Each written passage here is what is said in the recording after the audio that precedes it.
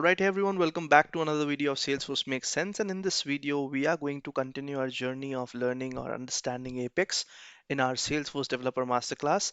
And what we covered last was understanding for loops. And now is the right time to start understanding some simple use cases.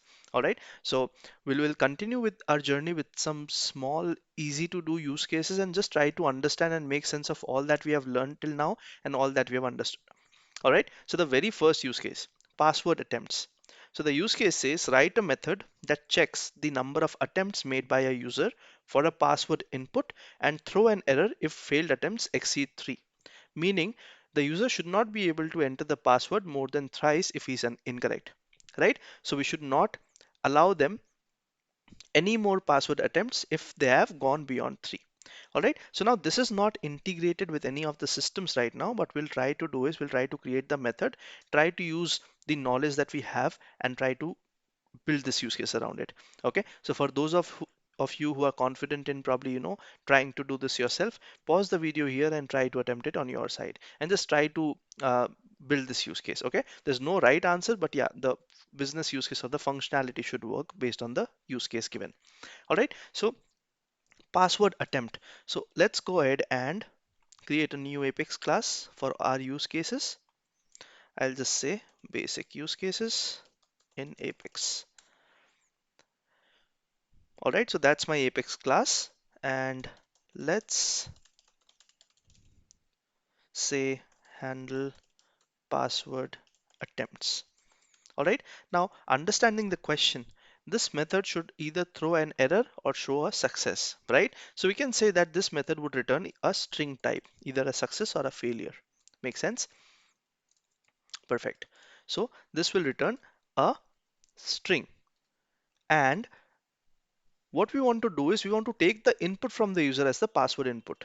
Correct? So I'll simply say that the user can give me an input which will be stored in the password input variable. Okay? And what we also want to do is we want to define what is the correct password. So what I'll do is I'll simply declare a class variable and I'll call it public static string correct password equals Salesforce makes sense. All right, so let's say that's my correct password. And I'm expecting the users to input the password and call this method and see whether they're right or wrong. All right, let's try to save it. And since this is a method that returns a string data type, I need to use the return statement and I need to return a string because it's not void, right? So I need to do a return. So what can I return? I can either return success or I can return failure. I'll just leave it like this for now. Okay. So the use case says that they should only be able to attempt it thrice, correct? So let's go ahead and try to build the use case. What will I do? I'll simply say I'll use a if condition. If password input, which is the input provided by the user, is not equal to the correct password that I have on my class variable, correct? If that's true, I'll simply return failure, else I'll return success. Correct? So if the password that they have entered does not match, and if the password matches, these are the two conditions. That's it, as simple as that.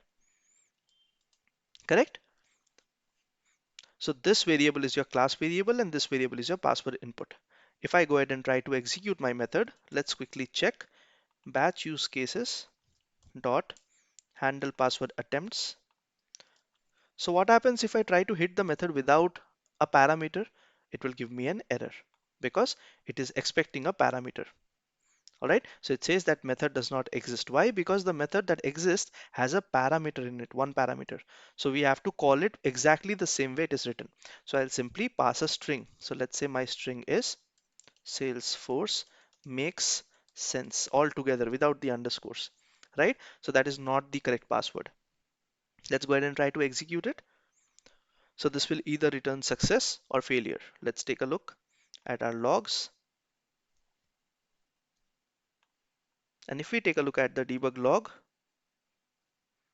we'll not be able to see what's returned because we have not debugged it, right?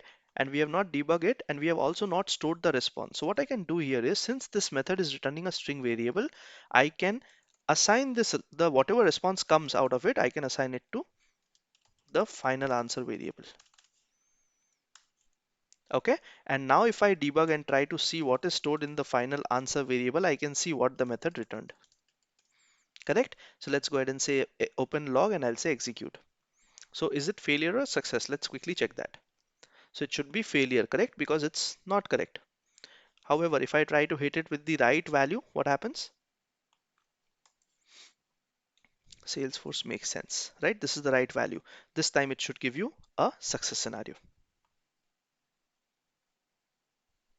Debug, success. All right.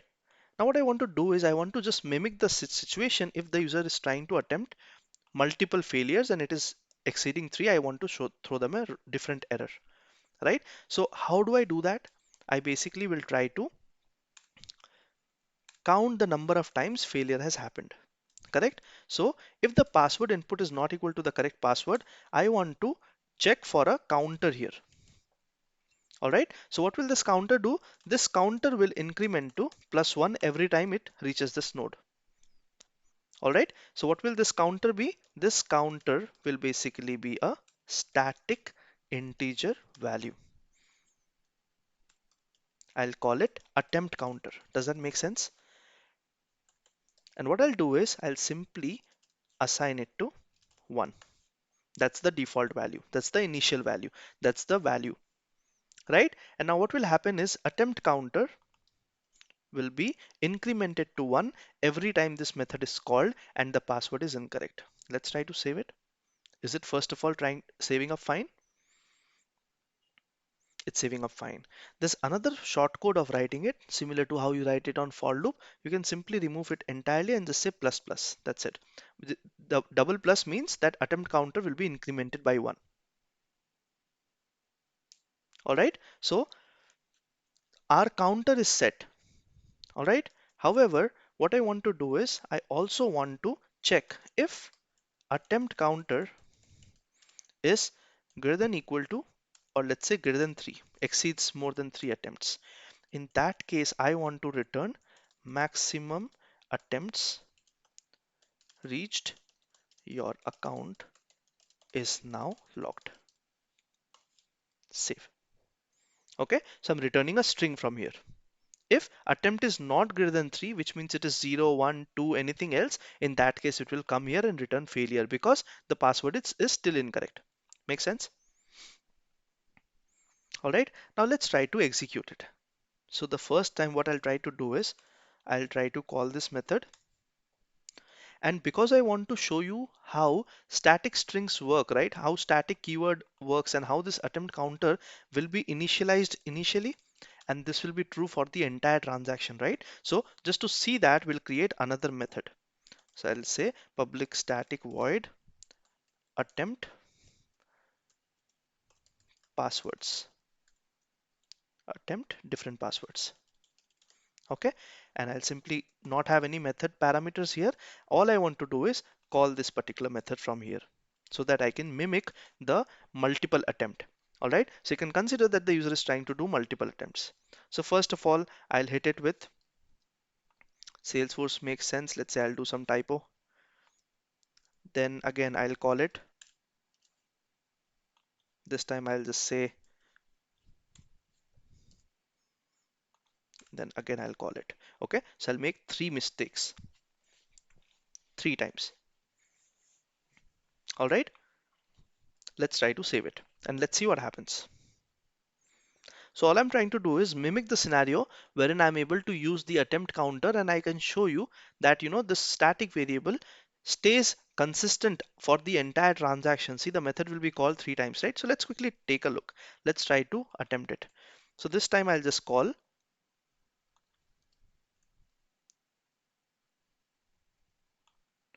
or let's do this.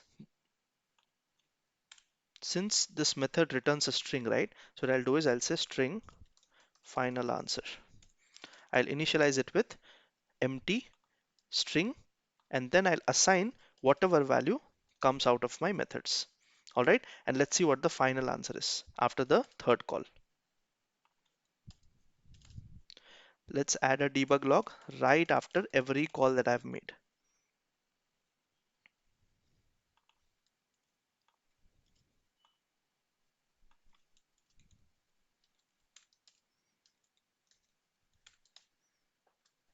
All right, so I've written 3 debug logs right after each time I've called the method, but with different password, and each of the password is incorrect. Okay, so let's try to execute this method now. So I'll say basic use cases dot handle, or I'll say attempt password, attempt different passwords, and let's go ahead and hit it execute. So this has been executed. Let's take a look at the debug only logs. So if you notice, the first one was a failure. The second one was also a failure. And the third one says that maximum attempts have reached. Your account is now logged. All right. So you see, it's basically setting it up to 1 and it's incrementing it every time. And the third time, once it is 1 second, so this is 1. So the first time it goes in here, the value is incremented here. So instead, what we can do is, if you notice what happened, right? They should have been gotten 3 attempts. On the fourth attempt, they should have gotten the message, correct?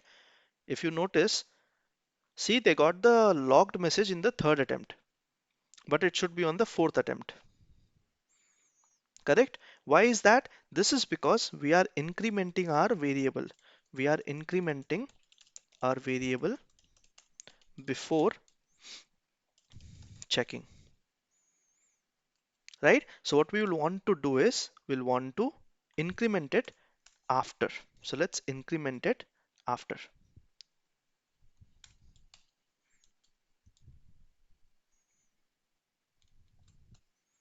So we'll increment it after the if condition. Now let's quickly debug what will happen. So the first time it will come here, the attempt counter will be initialized as 1. Why?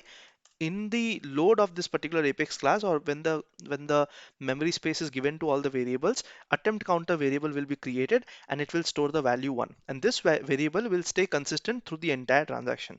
Now what is our transaction? Our transaction is calling this method. What is this method? This one right here, correct? So int attempt counter will be 1 here to start with, correct? So we are good. Attempt counter is 1. Final answer is a empty string. So once you call this method with an incorrect password, this will execute as true because the password is incorrect. It will go inside first time. It will check, is attempt counter greater than 3? What is the value of attempt counter? It is currently 1. So is 1 greater than 3? False. So it will not go inside. It will come here. It will increment the value to 2. All right, and it will return failure. So this will be printed as failure. So far so good, right? So now the value is 2. Why? Because you did an increment here, correct? So the value is consistent across the transaction because it is still not completed. When will the transaction complete? When you reach the end of the statement, correct? So now you'll call another time the same method. It will come here second time. It will check, what is the value of attempt counter? It is 2, correct? So attempt counter is 2 greater than 3?